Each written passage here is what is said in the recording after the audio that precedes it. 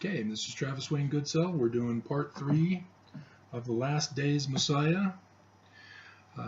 Before we get into it, go back, I forgot to bring up Ezekiel chapter 37, because that includes more stuff of what the Last Days Messiah will do.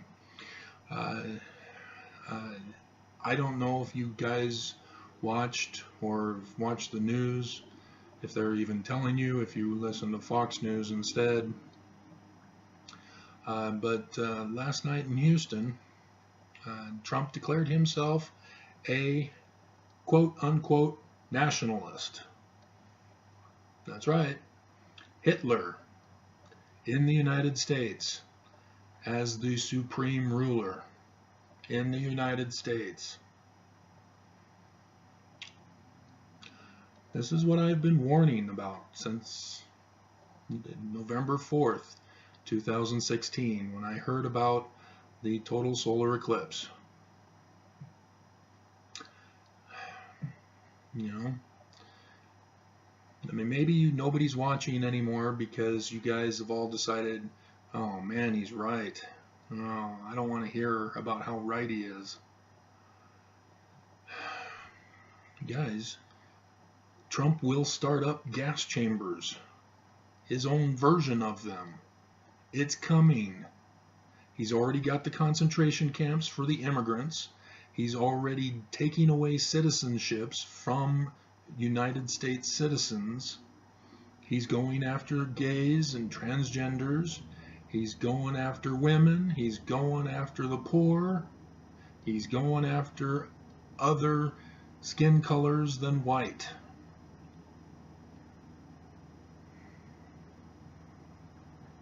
I've been warning about it this whole time, and that's why the ancient prophets prophesied that there would need to be a millennial Moses, a millennial Messiah, a last days Messiah. And that's who I'm revealing to you who he is. And the last one we read from Zechariah, who told us exactly where he's going to be living, here in the United States. And he's going to be born in Northern California by the redwood trees. He will live in Michigan by the Great Lakes. He will live in Utah at the top of the mountain. Ute. And I don't know, maybe if the day of destruction, as prophesied, is before I finish this video series, then you'll never know more detail about who he was and his life up to this point. Because I know who he is, and I know what has happened in his life that are symbolic representations and fulfillments of the prophecies.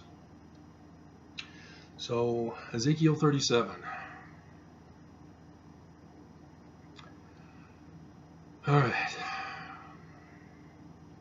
The Mormons focus only about the scroll part in this chapter, which is in the middle of it. At the beginning, there's a valley of bones of the house of Israel. And I won't go over it because it doesn't really pertain to the Last Days Messiah. But it's the Valley of the Kings in Egypt, people.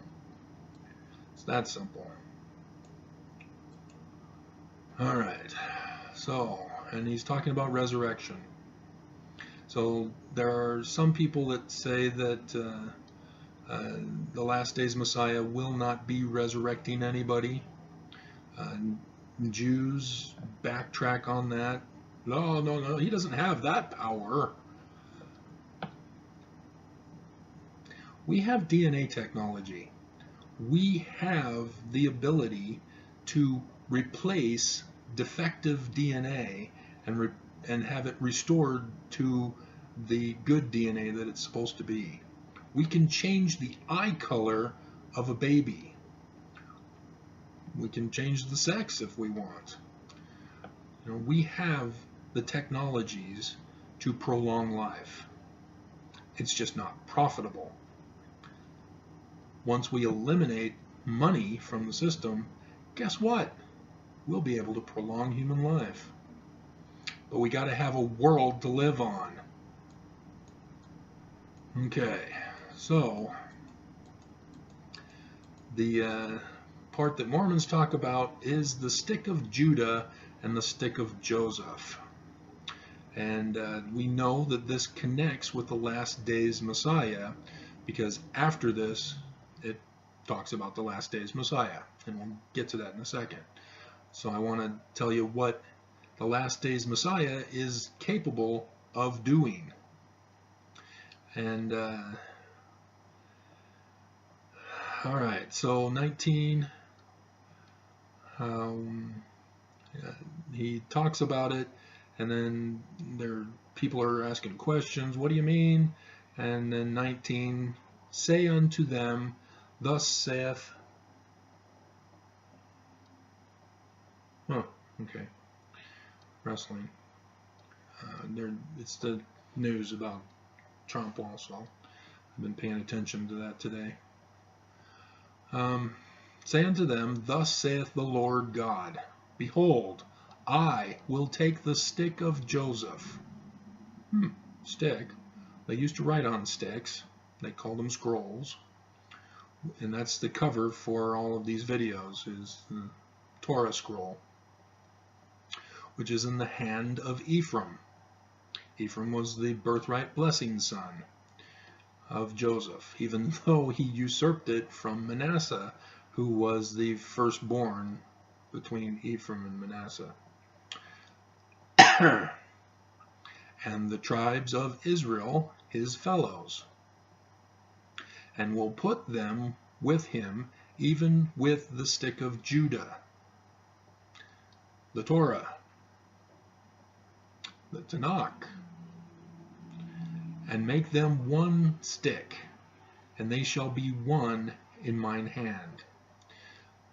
So the book of Joseph and the book of Judah will be combined into one book by the last days Messiah. So he'll have to know the ancient languages in order to do this. And I'll just give you a hint. You'll need to know Paleo-Hebrew and Egyptian. Joseph was an Egyptian. The Jews from the house of Israel were Egyptian. Abraham was Egyptian. I've done the videos, I've done the books. They were Egyptian, they wrote in Egyptian. And Paleo-Hebrew is an alphabetic script that came from Egypt. It's a different phoneme, different phonetics than Egyptian, because Egyptian was over 1,000 characters, and the alphabet only had 22 characters. Paleo-Greek added a few more for vowels and some extra characters. Alright, so yeah, this last days Messiah will know how to explain the Torah. The Jews already know that much, but they didn't realize that it was this much,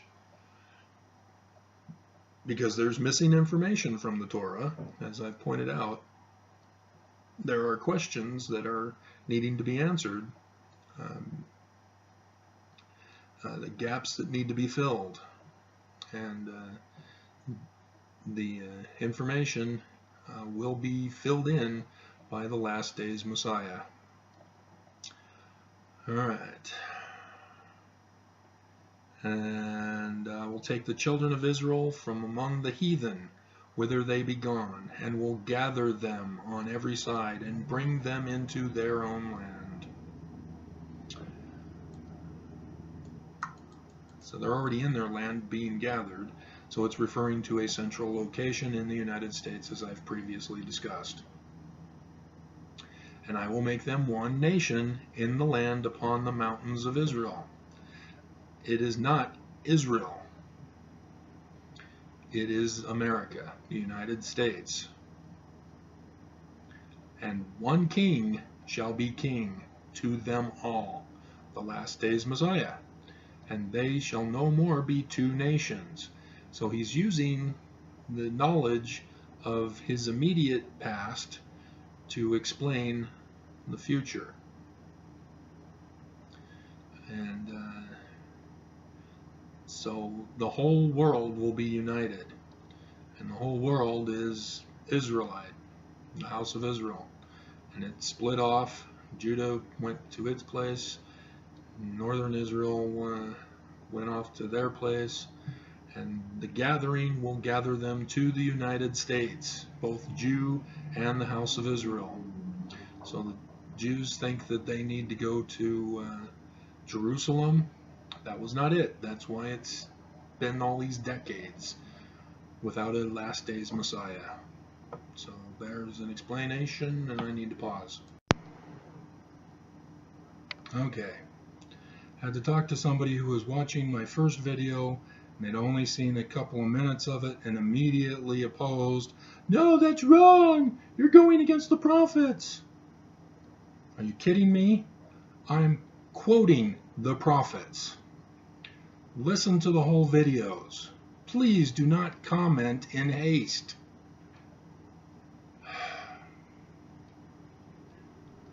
Alright, so I will make them one nation in the land upon the mountains of Israel, and one king shall be king to them all, and they shall no more be two nations. Alright, down to 23. Neither shall they defile themselves any more with their idols. And I've had another video on idol worship, so that's been explained elsewhere. In essence, he's going to purify the hearts and minds of the people so that they will no longer do evil, nor with their detestable things, nor with any of their transgressions. But I will save them out of all their dwelling places wherein they have sinned, and will cleanse them, so shall they be my people, and I will be their God. And David, my servant, shall be king over them. Now, he messed up, the author of this messed up on this. His name won't be David. It's Twig, remember?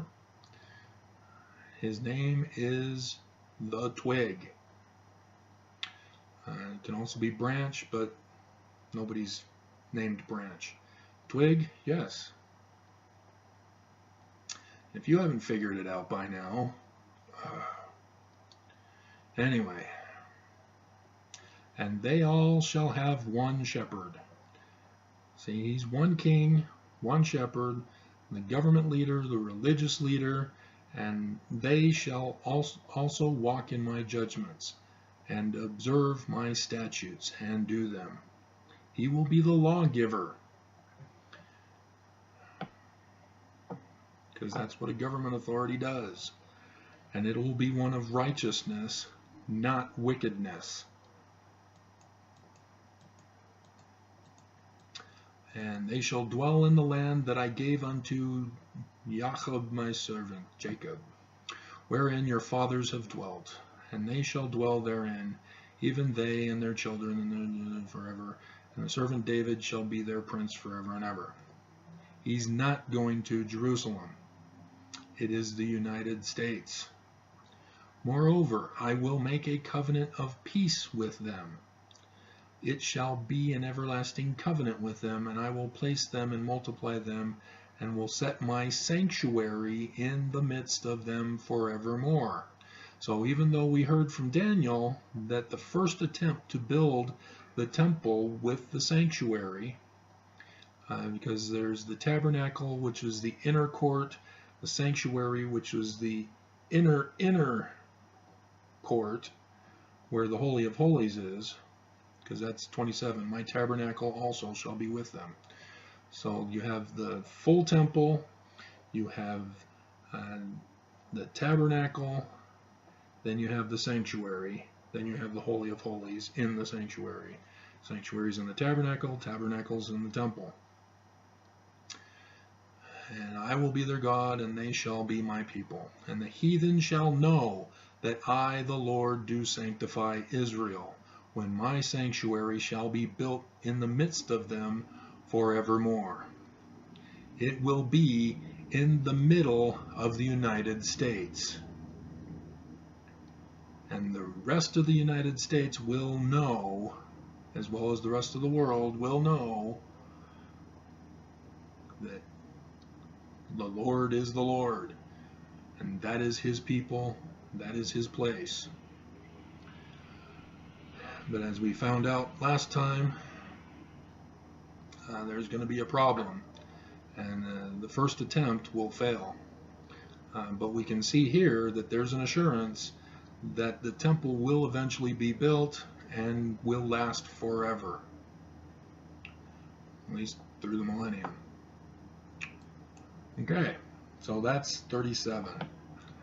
So he's going to restore and repair the Torah, and he will build the temple and accomplish it after this on the second attempt. Okay, so the stories. We have in the stories an account of before we get to King David, let's go to the first book outside of the Torah in the Tanakh, the book of Joshua, the book of Jesus.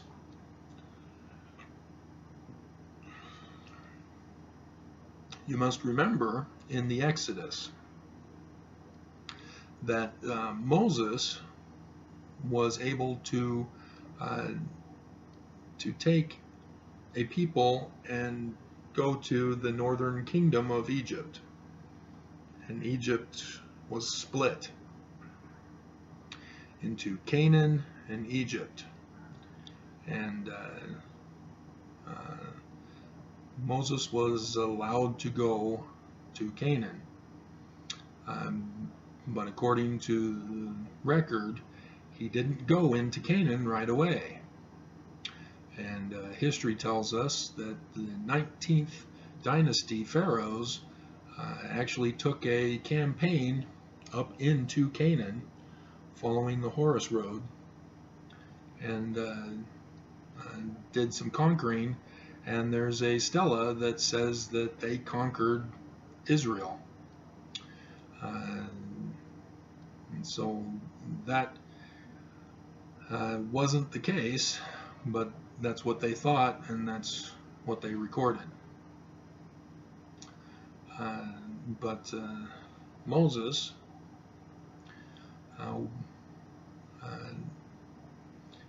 when he was leaving, we all have seen the Charlton Heston version of him parting the Red Sea. That is incorrect. It was not the Red Sea. It was the Reed Sea.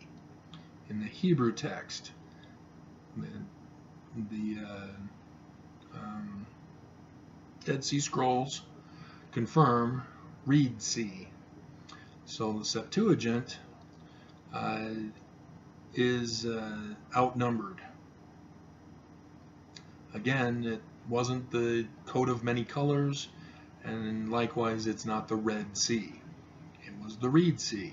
And it's significant that it's the Reed Sea because in the Egyptian religion, the Reed Sea was the afterlife waiting period.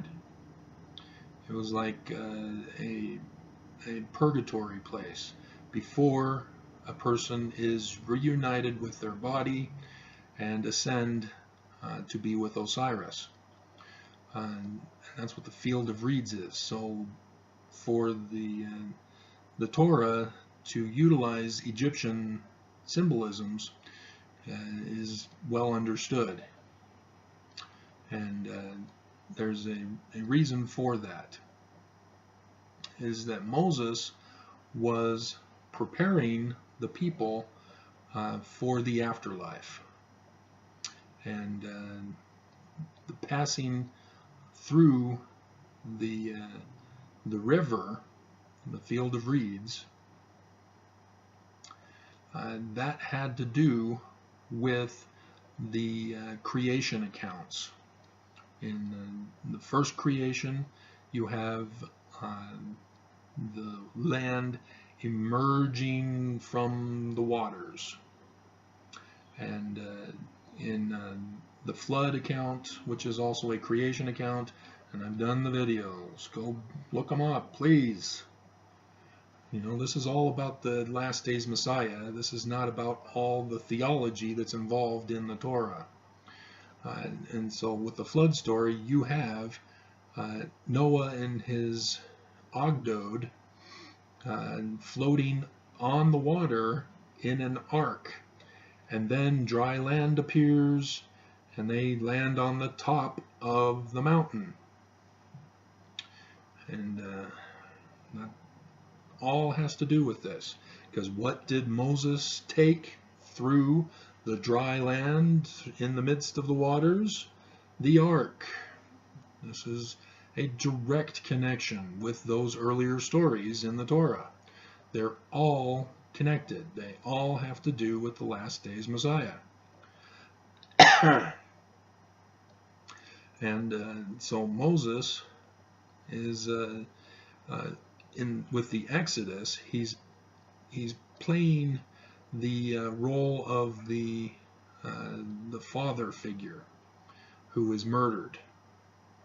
Now Moses doesn't get murdered, but he does die without going to the promised land. And that's where Joshua comes in. Jesus is the one who takes the people into the promised land. So for Christians, that's a little confusing because Moses is the Jesus figure, and Jesus would be the last days Messiah figure. And that's who Joshua, Jesus, is the last days Messiah figure. He's the one that makes the final move into establishing the house of Israel in the promised land, and has to involve a battle, conflict, the walls of Jericho. And so he's doing battle so that the house of Israel can be established in the promised land, and live in peace and harmony, and then land flowing with milk and honey. Okay, so that's the Solomon story, or the not Solomon yet, the Joshua, Jesus story, and all summed up as the symbolism of the last days Messiah. Okay, so then what do we have after Joshua? We have Ruth. And Ruth is important because of who she is and what she does and the results, consequences of what she does. She is the ancestor of King David.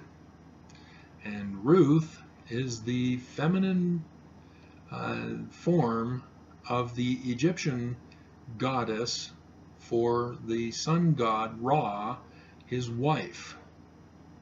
You add a T at the end of the masculine word, and it becomes the feminine. And that was the case with many of the gods' wives. They just added a T at the end of the god name to become the goddess, the wife of the god. And so Ruth is the goddess of Ra, the goddess, the queen of Ra. And Ra was the great sun god, and Amun-Ra was joined with him. Amun was an older god, and so yeah, Ra was syncretized. I can't quite pronounce it without having to read it. It's where you merge the two gods into one god, and the names become one name. Okay, so that's significant there. And then we get to the reign of the judges, in the book of Judges. Now, I've read about the last days Messiah being a judge over the people. And even here in Ezekiel 37, we again see it. They shall also walk in my judgments. Well, it's this king, this last days Messiah, who will establish the judgments for the people. And he's the judge. That's one of his roles. And you need to see my video on the signs and the stellar signs of the last days. Though I don't think I cover it actually, but come to think of it, I may, for on the 17th of December 2017, the sign of the dragon, which was on the 5th day of Hanukkah. You Jews know what that day is and the significance of that day. Well, that was the sign of the dragon, the dark day of Hanukkah, which is the festival of lights. And when that happened, the one who John the Revelator says was born of the woman to be the last days Messiah, he is at the top of the scales of judgment constellation called Libra. And so when the sign of the dragon appears, the last days Messiah is now the official judge of the world. December 17th, 2017. We're in it, people. We have Hitler running the United States, and we still have the last days Messiah in our midst. And there's more to cover about who he is and how to identify him. We'll get to it, hopefully, unless Trump drops the bomb and that becomes the fiery destruction in one day. So, okay, so in the book of Judges, we have a number of judges, but the one I want to focus on is Samson. Samson has the word for son in Hebrew contained within it, with an N at the end. Shemesh, Samson. So, son. Now, my work with Paleo-Hebrew has identified that there were determinatives that were used, and it appears with the Babylonian influence that the Paleo-Hebrew determinatives, which were typically at the beginning of a word, got switched to the end of a word. And so the Hebrew, rather than the Paleo-Hebrew words, are the ones where the N is a determinative at the end of words, and other determinatives are also at the end. Excuse me. And so Babylon, people think, oh, Babel was its original word, and then the N was put on as a determinative, and it means kingdom or king of such a place. Babel or Solomon, the kingdom or place of peace. Salem.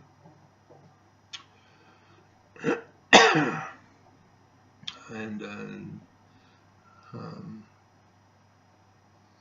so we have the king of the sun king. That's who Samson is. And the sun king is I think his first story is where he kills a lion and then places a beehive in the mouth, the lehi, of the lion, the symbol of Judah, Utah, as we discussed in the last video. This is significant because we've already found in other passages in the Tanakh that Utah is one of the places where the last days Messiah will be living. Top of the mountain, Utah. Utah, Judah. And David comes from the house of Judah. Thus, the last days Messiah will come from the land of Judah. And so Samson, what is Utah? It's the beehive state. And they have the main religion in Utah is the Church of Jesus Christ of Latter-day Saints, nicknamed the Mormons, nicknamed the LDS Church. Their new president, Russell M. Nelson, just got up in the October conference and declared, no more nicknames. Nicknames are evil. And he demanded everybody, even those who are not members, everybody refer to the full name of the church. And so, yeah, that's great and wonderful, but just to let you know, Utah is the beehive state. And so you see the connection there in the book of Judges with the Sun King in the state of Utah, the beehive state. And so the book of Judges with the story of Samson is all prophecy. It's all about the last days Messiah. And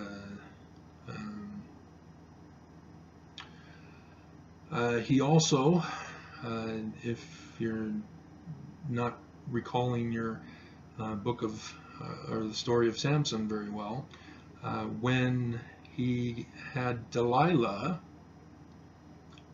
and that has Lilith with a D at the beginning as a determinative. Delilah is the one who tricks him into revealing the riddle that he had made about the killing of the lion and putting the beehive in the mouth of the carcass. And she tricked him, and he revealed his secret power, his hair. And so she cut his hair and had him fall asleep, and he was taken prisoner by the Philistines and tied to the pillars of a Philistine temple, and he had his eyes gouged out. He had his eyes wounded.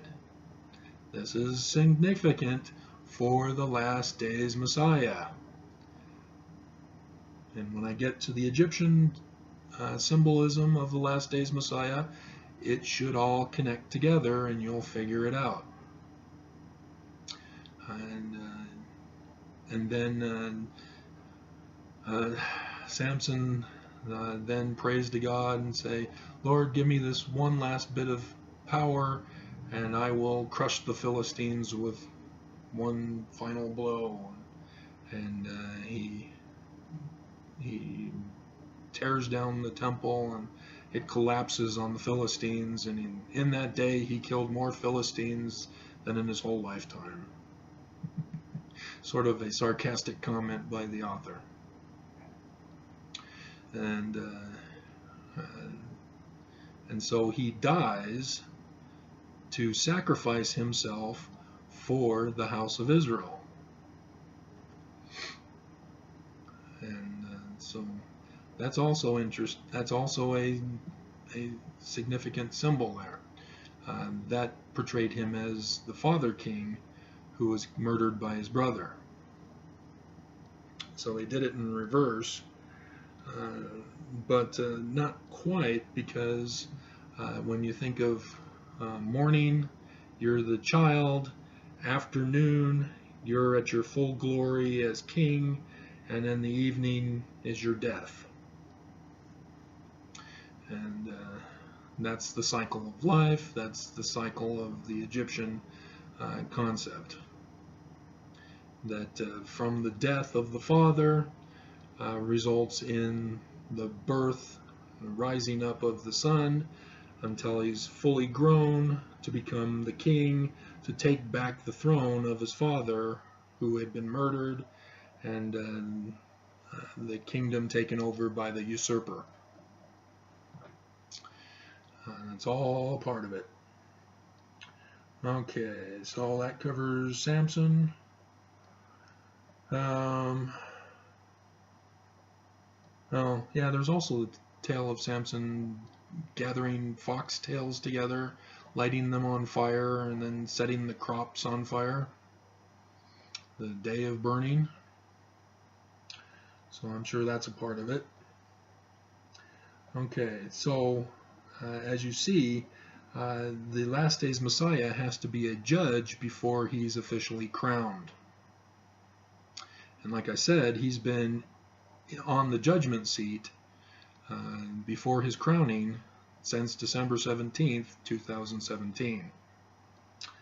Okay, so then as a result, after the judges, then we get to, I think there's Ether. Let me check the...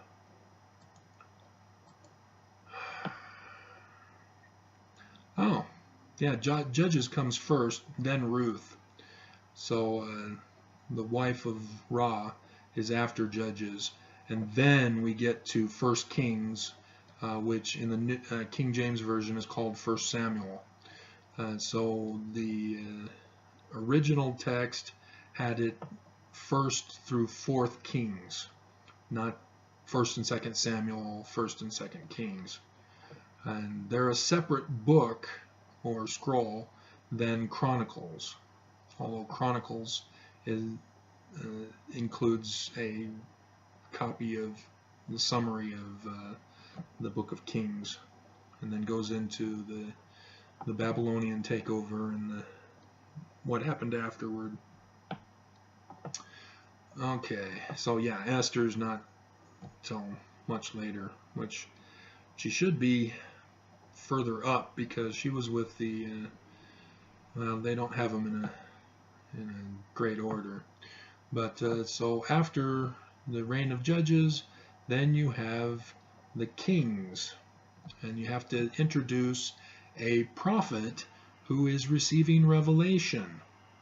You know, he's a little boy. He was dedicated to the temple. Eli didn't want to have him because he didn't want to take care of another boy. He already had 2 sons, and his 2 sons were having sex in the wrong room of the temple. And so, yeah, here we have Samuel, who's dedicated to the temple for the rest of his life, and he becomes a prophet, a seer, who is directly communicating with God, and he is able to put Saul first as king, and Saul blows it because he thought it would be better to sacrifice than to obey, and because the Lord gave him a command through Samuel, and Saul thought he knew better and thought, well, I'll just do a sacrifice of a whole bunch of bulls, and God will be happy with that. No, God was not happy, and he lost his kingdom, and so Samuel had to go find another king, and thus found David. And then you have the boy David being a stone thrower,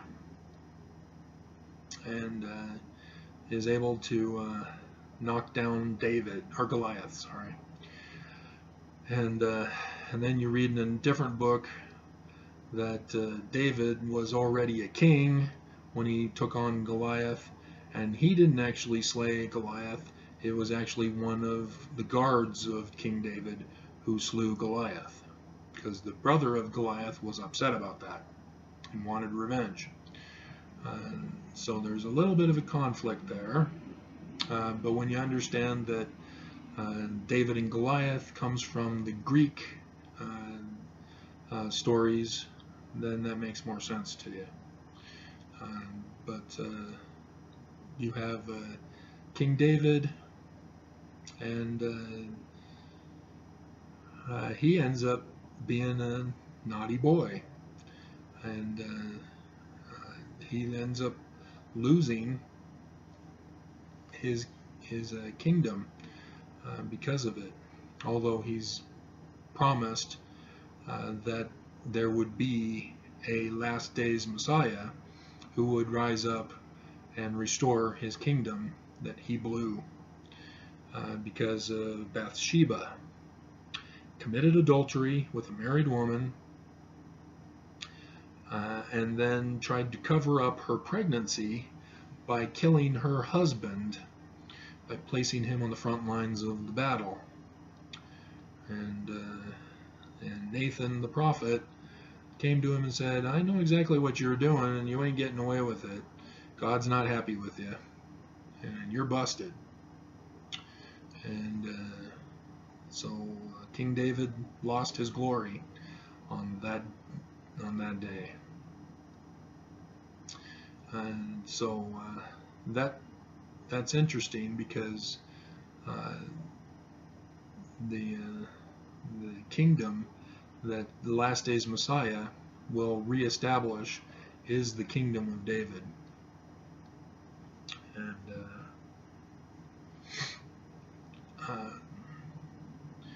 I've already done other videos and books and blogs identifying David with Adam, having to do with the mound that rises on the yawn stretch that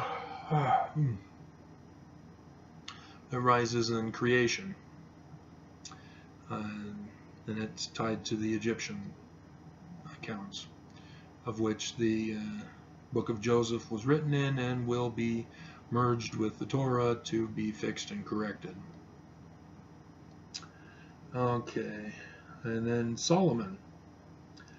Solomon is the birthright blessing son by default because the child born out of adultery with Bathsheba and King David dies. And so Solomon then becomes the king. And because David was a war king, which is kind of interesting because the last days Messiah goes up to battle against the uncle who murdered his father to reestablish the kingdom. And that's the pattern. And with David and Solomon, we have a mixture of father and son elements in both of them.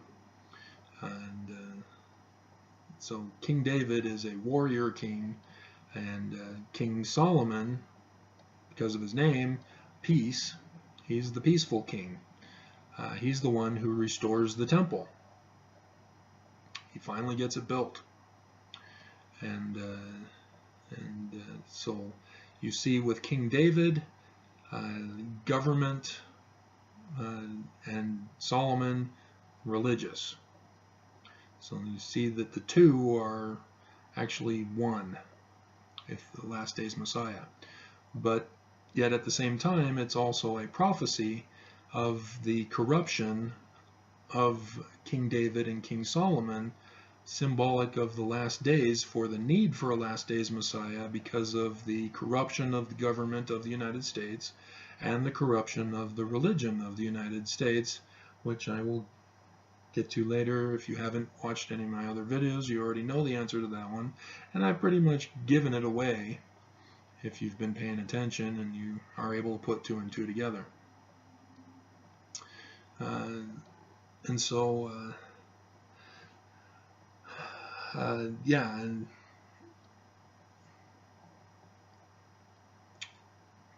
it sort of has to do with the last days Messiah, because King Solomon was wise because of his being on the judgment seat, able to make righteous judgments. And one of those righteous judgments was when baby Moses had been stolen by another woman, and the mother of Moses came to Solomon to resolve it, and both women said, no, the baby is mine. And so Solomon says, we will cut the baby in half, and each mother will have half a baby. And so the real mother said, no, please don't do that. Give her the baby. Spare his life. And so Solomon therefore knew who the real mother was of the baby. And yes, I said that the baby was Moses. Because I've already connected in other videos, books, and blogs that King David is from the kingdom of David, and that kingdom of David is a phonetic comparison with the 18th dynasty of Egypt, the David Moseses. And it's just spelled differently, but it's phonetically the same. Daoud Mose. And David refers to the Egyptian god Thoth, and Moses is a moon god, and so yeah, that takes you to the Egyptian origins. So, yes, they're not gonna transfer the Egyptian names and places directly over into a Paleo-Hebrew text. They're going to rename everybody Paleo-Hebrew names. And that's exactly what they did. Adam became Adam from his Egyptian name. And Adam in Hebrew refers to soil. And soil is Geb in Egyptian. The land that emerged from the waters in creation. And so Genesis chapter 2 verse 4, now these are the generations, meaning children, descendants of heaven and earth. Heaven and earth cannot have descendants unless they are human, mortal, or personages. And in the Egyptian text, heaven is a woman named Nut, and earth is a man named Geb. They are brother and sister, and they are Adam and Eve in the Old Testament, in the Torah. So that gives you an explanation of Ezekiel 37 on how the old Torah will be corrected and restored. Okay, so those are the main